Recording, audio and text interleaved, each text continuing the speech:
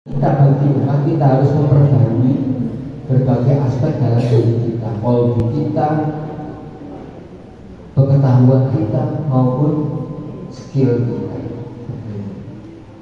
Nah, itu yang saya kira penting menjadi motivasi kita. Posisi kita sudah tepat sesuai dengan doa orang tua kita, tinggal kita mau bisa istiqomah apa tidak. Nah, keistiqomahan kita itu diuji, terus diuji. Zaman dulu saya jadi guru di tahun 70-an, itu ujiannya adalah apakah jadi guru itu bisa menghidupi diri sendiri maupun keluarga. Sehingga waktu itu saya lahir di Dinoyo, dekat ke utara itu, banyak yang diminta jadi guru itu tidak mau, memilih jadi petani, ngewangi orang tua, milih ke Surabaya jualan soto karena lebih menjanjikan untuk bisa menghidupi diri dan keluarganya. Nah, sementara fakta kita hari ini, salah satu ujian terbesar bagi kita sebagai guru, kalau secara ekonomi saya kira sudah, saya tidak bisa mengukur lebih atau kurangnya ya. Kalau sudah ada sertifikasi dosen, sertifikasi guru, apalagi sudah ada beasiswa yayasan dan sebagainya. Banyak fasilitas kita itu. Sekaligus ini kan guru-guru di depan saya yang sebelah kanan ini kan juga bisa nyambi jadi jualan hijab online gitu ya. Pakai Facebook, pakai IG, ada yang ngerias apa namanya ini membuat yang ibu-ibu biasanya nyambinya itu ya seserahan itu loh ya, apa itu banyak itu pinter lah buat sambian gitu kan. Nah, pokoknya suaminya jangan jadi sambian saja yang utama itu. Nah, dengan berbagai dampaknya, ada serdos, ada serbu, katanya ada penelitian sejak adanya sertifikasi guru, angka perceraian di kalangan guru meningkat dengan berbagi fokus. Itu survei dari mana saya juga tidak tahu. Nah, itu penting itu jadi apa judul tesis dan jurusan apa itu, ekonomi syariah. Keujian kita pada dari anak-anak itu gini, Ustaz.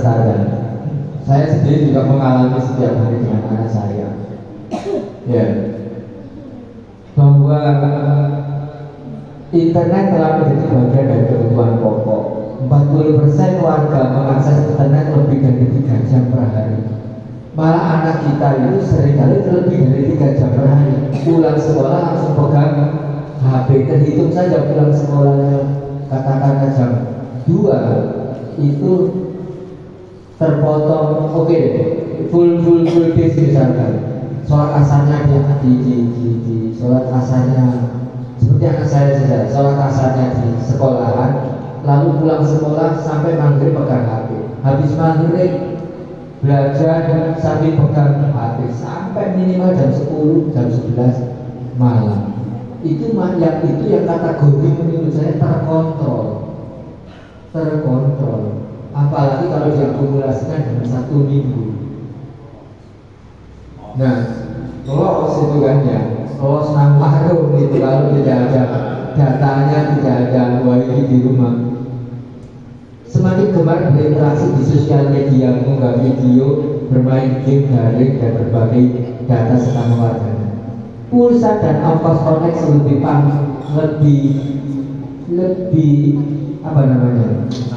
utama daripada makan dan minum.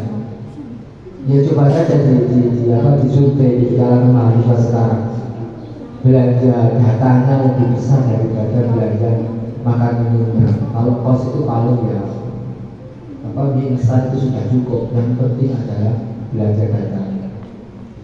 Nah, dari sisi positifnya, Ustaz-ustazah sekalian, ada percepatan informasi yang kadang tidak sesuai, tidak kita duga atau tidak sesuai dengan porsi umurnya, tidak sesuai dengan porsi umurnya, jelas tidak sesuai dengan kebutuhan perkembangannya, itu jelas. Kebutuhan perkembangan anak SD itu adalah melihat pernik-pernik berupa boneka, berupa kartun, tapi sudah disodori dengan al-zaitun. Begitu loh. Saya itu ditanya sama saya, ya ada al-zaitun itu aliran sesat ya. Jawabannya apa itu? Yang lagi viral iya. Dan mayoritas peserta didik kita di Muslimah itu mondok, dan hampir tidak diperbolehkan untuk mengakses ke handphone bahkan ke internet. Dan kadang tantangan sebagai peserta didik di Muslimah itu kadang internet kan sangat dibutuhkan di dunia pendidikan sekarang ini, dan sementara kita juga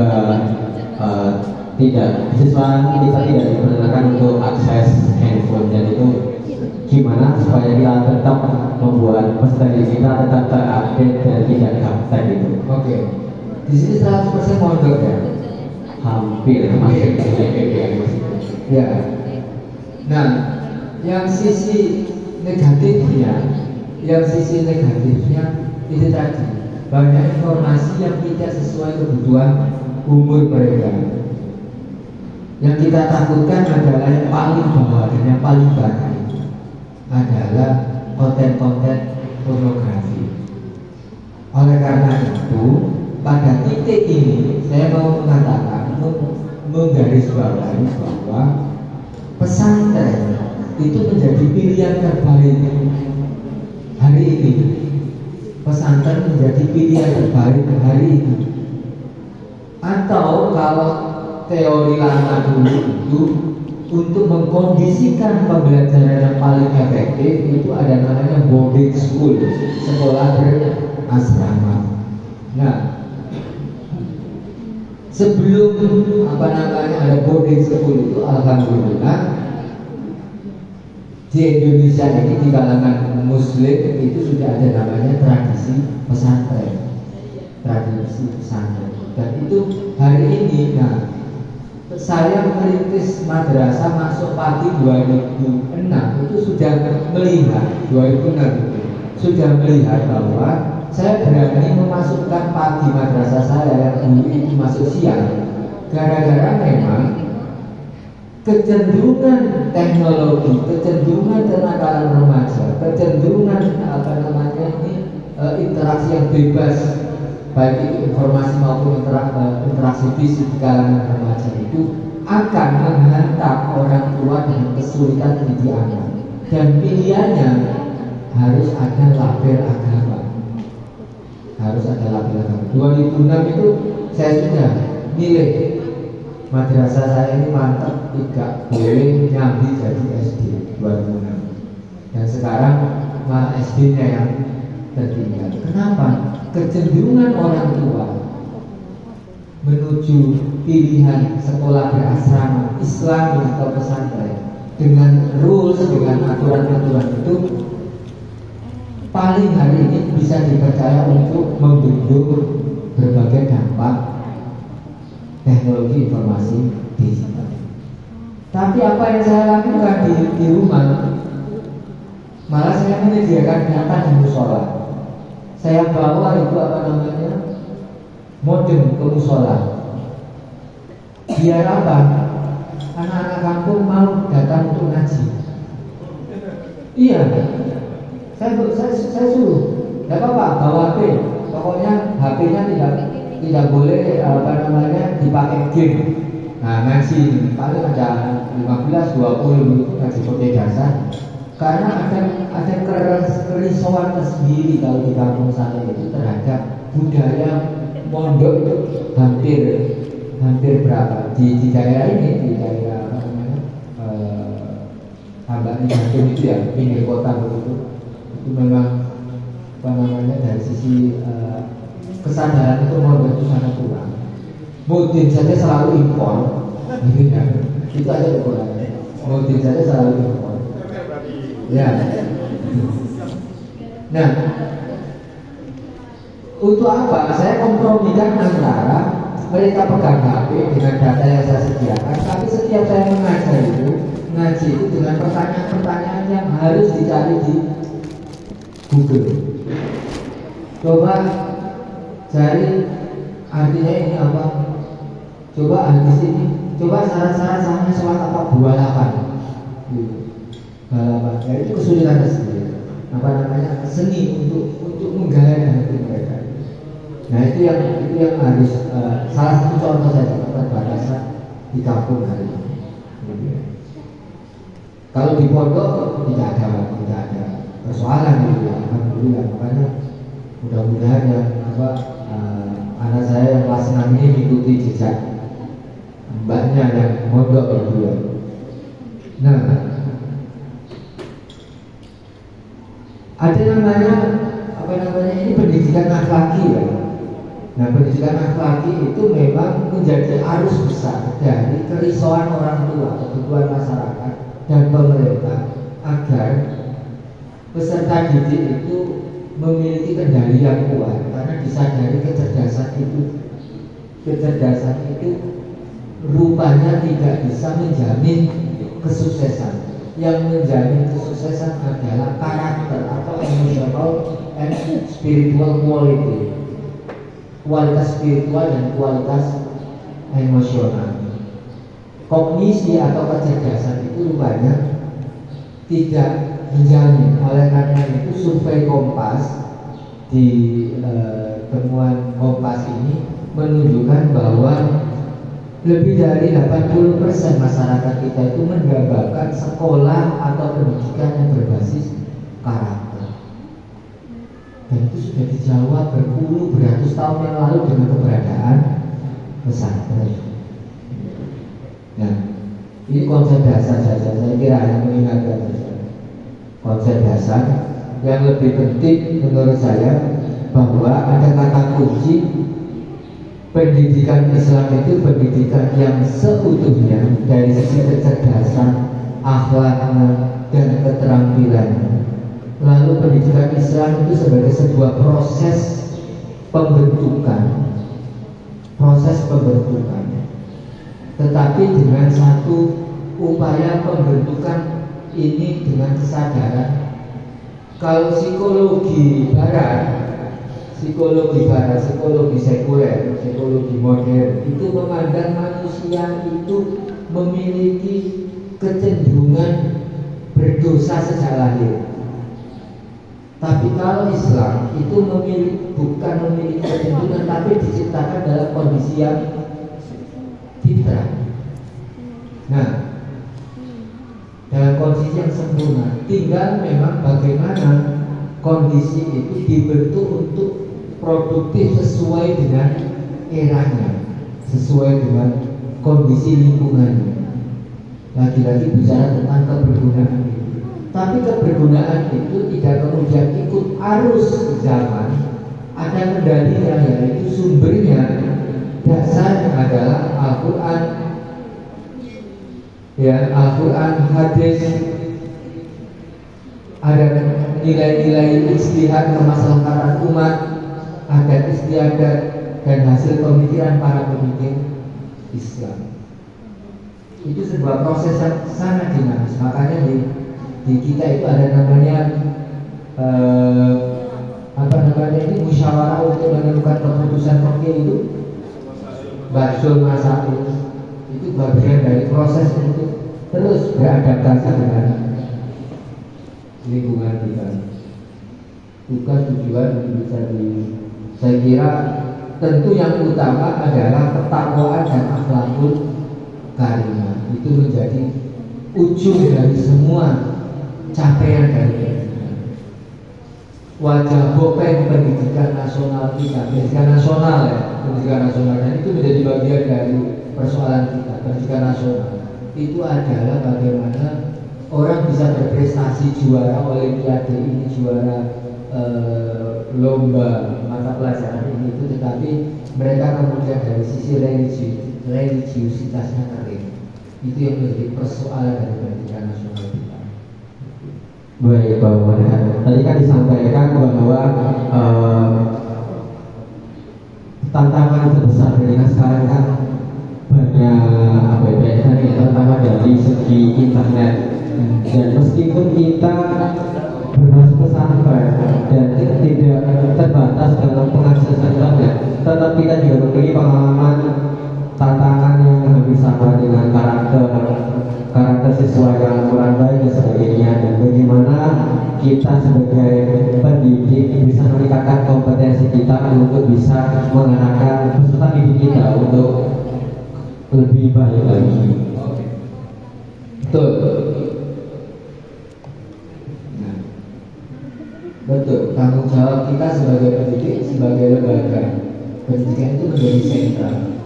Tapi jangan lupa juga bahwa kita atau sekolah ini berada pada satu ekosistem pendidikan yang bernama masyarakat, gitu ya, ekosistem belajarnya. Itu kita tidak bisa mungkir dari situ. Oleh karena itu, mau pendidikan pesantren, mau sekolah umum, pertanyaan biasanya ini, Ustazah, di mana tuh ada tangga ya? Ada jublan kan? Nah, ada kolam lah ya. Ini pertanyaan yang biasa saja. Kalau ada ikan yang sakit, mengobati ikan yang sakit atau memperbaiki ekosistem kolamnya.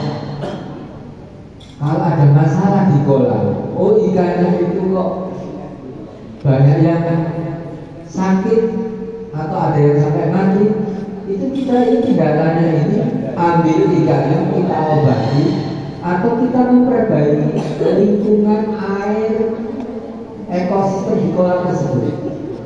Pilihannya di mana kalau Ustadz besar IPA? Halo, yang jurusan IPA?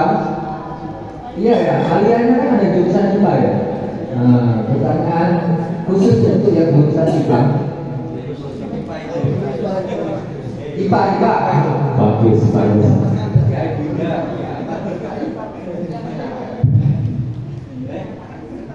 Ayo.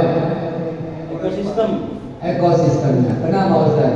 Karena pH air dan lain-lain itu sangat mempengaruhi keadaan ikan yang lain. Ketika kita ambil satu ikan yang sakit, belum tentu ikan yang lain nanti tidak ikut sakit. Jadi yang paling penting dalam dunia perikanan itu tentang ekosistem, terutama airnya, kejernihan air dan kadar pH, kadar garamnya. Ibu-ibu tahu pH?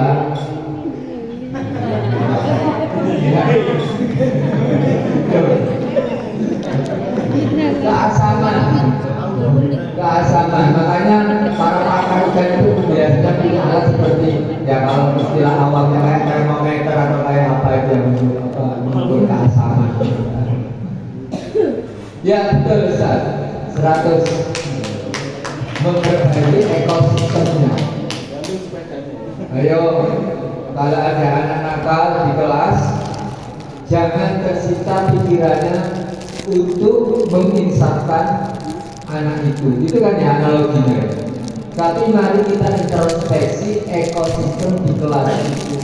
Jangan-jangan kita ini pondok itu ikan sakit hanya nonton saja begitu.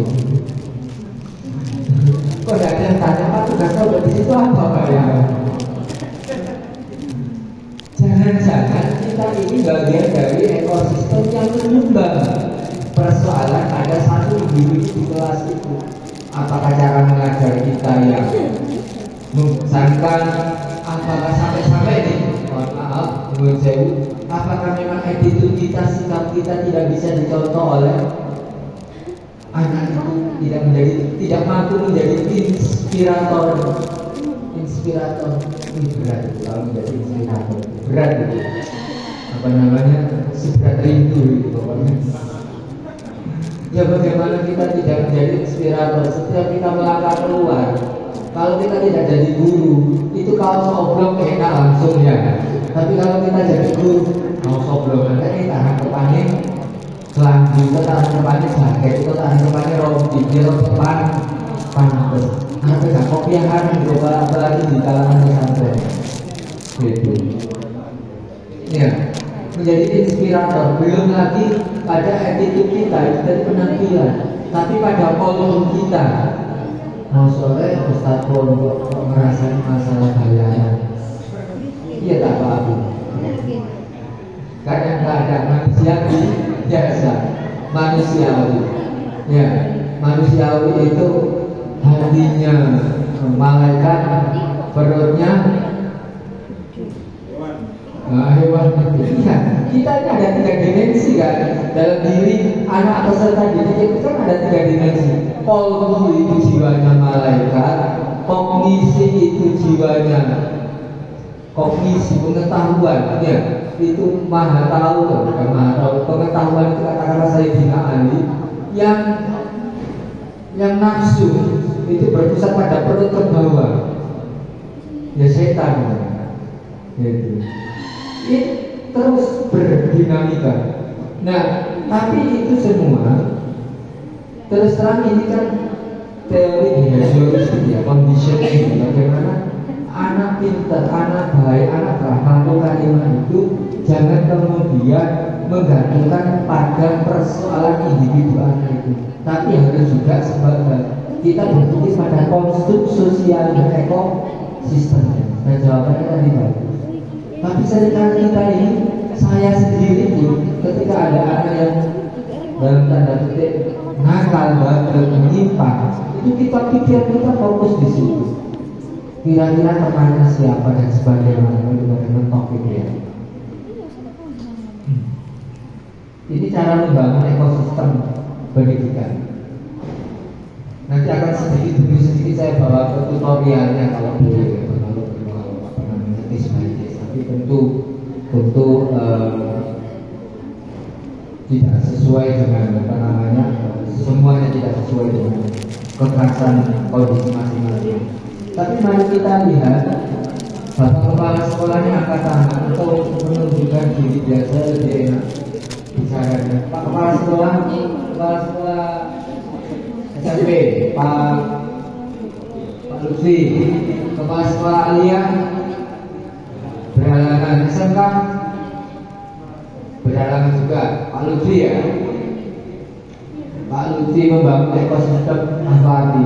Pak Lutfi itu ada di atas. Dari sisi pembinaan top down pemerintah, badan penyelenggara atau pembimbingan sekolah itu penting sekali. Banyak organisasi yang hari ini gagal mencapai titik optimal prestasinya gara-gara memang tidak memiliki pendulu menurut saya atau kendali yang kuat di sisi kepemimpinan sekolah maupun badan penyelenggaranya. Kalau pesantren sudah tidak dilakukan lagi, ada yai, ya, ada majelis keluarga, majelis pendiri, yayasan. Ini berada Pak Lutfi menjadi inspirasi dari ekosistem kepemimpinan sekolah dari atas. Ada yang dari samping kiri, empat mata angin, peningkatan kapasitas kompetensi pendidik. Pak Lutfi sudah melakukan bersama kepala sekolah yang lain dengan sekecil salah satunya adalah forum peningkatan kapasitas kompetensi pendidik. Tapi tidak harus dengan forum-forum seperti ini. Kompetensi itu bisa juga dikembangkan dengan sisi kanan. Insentif horizontal. Insentif horizontal itu adalah bagaimana antar guru itu bisa saling belajar.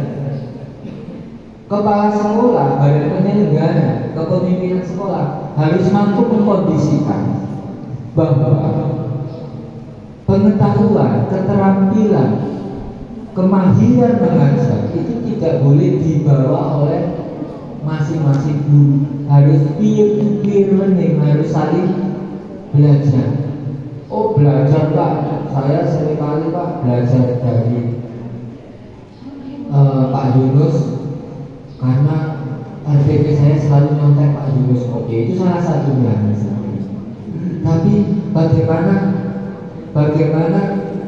bukan hanya persoalan RPP, tapi ada kelebihan interaksi, metodologi, alat belajar itu berbagi. Apalagi era sekarang adalah era kolaborasi. Sudah tidak zamannya kita merasa paling pinter. Sudah tidak zamannya. Karena era informasi sekarang itu luar biasa, memberikan peluang bagi setiap orang setiap saat mendapatkan informasi. Kalau zaman saya dulu sekolah, siapa yang punya buku dia yang pintar. Siapa yang beli buku dia yang pintar. Siapa yang beli buku dia yang ranking. Kok bisa? Iya, gurunya ngambil jadi penjual buku. Jadi kalau tidak beli buku nanti tidak ranking. Ada ceritanya di sini? Tidak ada. Tidak boleh. Itu Permendikbud sudah tidak boleh jual beli buku itu ya. Lalu yang paling bawah, jangan lupa Bapak Ibu sekalian, sudah ada tidak di Bustanul Hikmah ini pertemuan wali murid atau pertemuan alumni yang itu dipandang sebagai masyarakat pendidikan. Jadi setiap tahun wali murid, alumni itu dikumpulkan, ditanya bagaimana Bustanul Hikmah 1 tahun ini, apa yang perlu diperbaiki oleh Bustanul Hikmah, adakah masukan atau pengetahuan baru yang Bustanul Hikmah belum tahu dan harus diterapkan di Bustanul Hikmah. Itu penting.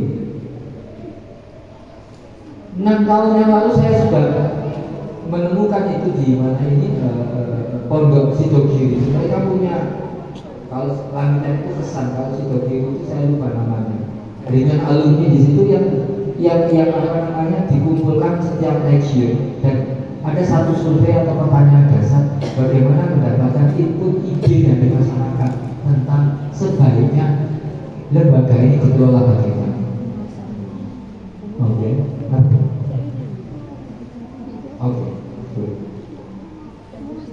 Nah, ini konteks kebijakan nasionalnya ada berbagai yang harus kita diskusikan, tapi Bustanul Hikmah ini 6 hari atau 5 hari sekolah? 6 hari. Oke. Itu saya setuju sekali, karena saya sendiri kewalahan kalau anak saya masuk 5 hari, yang 2 hari itu luar biasa. Muridnya bagus 6 hari, apalagi di pondok. Nah, Bapak Ibu sekalian, ini refleksi. Ini bagi kepala sekolah, bagi para wali kepala sekolah, bagi guru-guru. Pertama adalah seringkali kita itu mengajar atau melakukan pekerjaan kita itu tanpa didasari oleh peraturan-peraturan atau standar-standar. Apa sih peraturan mengajar itu? Biasanya saudara Bapak Ibu punya lesson plan, rencana atau apa namanya, kurikulum. Di bawah kurikulum ada Renstra, ada kurikulum lembaga, ada Renstra sekolah. Renstra sekolah diterjemahkan ke dalam rencana pembelajaran, ada rencana satuan pembelajaran dan seterusnya. Punya? Sudah? Punya. Berarti tahapnya sudah tahap menetapkan standar itu sudah terlampaui. Pertanyaan berikutnya, apakah pedoman-pedoman itu difungsikan? Jangan-jangan hanya pada setiap mau menjelang akreditasi sudah dijawab. Mudah-mudahan standar-standar itu tidak digunakan. Sekecil secara minimum bahwa guru-guru menerapkan apa yang direncanakan di RPP-nya. Itu. Untuk apa? Ya, untuk mempermudah evaluasinya, untuk mempermudah capaian prestasinya seberapa efektif. Tapi ada juga Bapak Ibu sekalian, untuk mencapai itu butuh inovasi. Jangan hanya berada pada pakem yang ada saja. Ada juga sudah jangan segan-segan untuk meloncati fase itu. Oh, itu tidak ada aturan, maka saya tidak lakukan. Tidak. Hari ini hari di mana masa di mana kita banyak melakukan lompatan, disruption. Tahapan ini saudara bisa loncat. Misalkan begini, Bapak Ibu pengen itu yang namanya sekolah lagi S2 misalkan. Oh Pak, tapi yayasan atau sekolah belum menetapkan standar peraturan untuk sekolah lagi. Kenapa tidak harus dilaksanakan? Apalagi Pak, saya ingin mendatangkan guru yang itu praktisi dari pabrik sebelah untuk ngajari SMK saya setiap sebulan sekali. Wah, itu tidak ada di peraturan sekolah. Kenapa tidak dilakukan kalau itu bagus? Jadi itu bisa dilontarkan. Kalau tidak ada standar yang ditetapkan, kalau memang bisa terdaya gunakan dan orientasinya ada pada prestasi, lakukan saja. Tapi secara linear ini tentu menjadi pedoman. Jangan sampai kita ini mengelola lembaga itu tanpa pakem. Keluar pakem tidak apa-apa asal memang berdampak positif. Gitu. Nah, ini yang saya kira menjadi gambaran. Tapi ini bisa beda. Kalau pembentukan karakter, saya kira untuk Bustani Hikmah yang saya lihat baca referensinya itu, tentu misi akhlakinya adalah terciptanya pendidikan santri yang memiliki jiwa keikhlasan, kesederhanaan, kemandirian, ukhuwah Islamiyah, berpikir dan berperilaku atas dasar Al-Quran, hadis serta berhaluan Ahlus Sunnah wal Jamaah, atau disingkat zikir, fikir, amal soleh, Kayak ini ya. Zikir, fikir, berkarir, boleh, pikirnya itu semua ya. Berpikir lebih cerdas itu selalu pada WMI. Pikir, zikir, amal soleh. Kalau bisa menerima zikir, pikir, karir, amal soleh itu karir. Oke.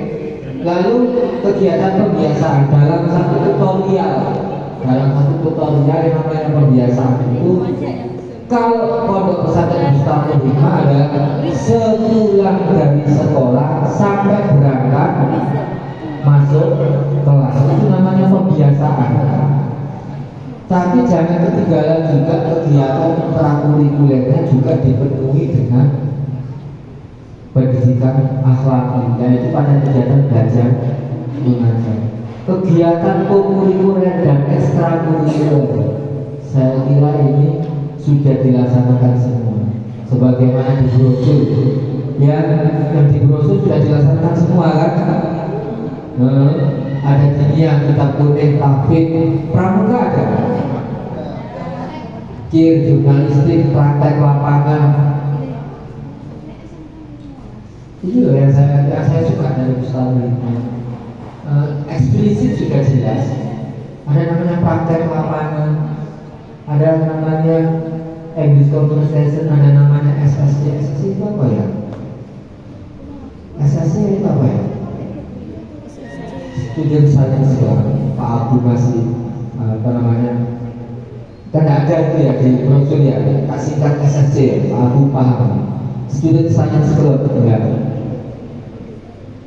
Itu sih saya kira, jadi karakter itu bisa merupakan keseimbangan antara zikir atau dari sisi batiniannya, kolbunya, dari sisi fikir, kognisinya, dan dari sisi karir atau keterampilan, skillnya, dari sisi nafsunya terolah. Nafsu yang terolah dan produktif itu adalah kekuatan tubuh yang imbang dengan kekuatan pikiran.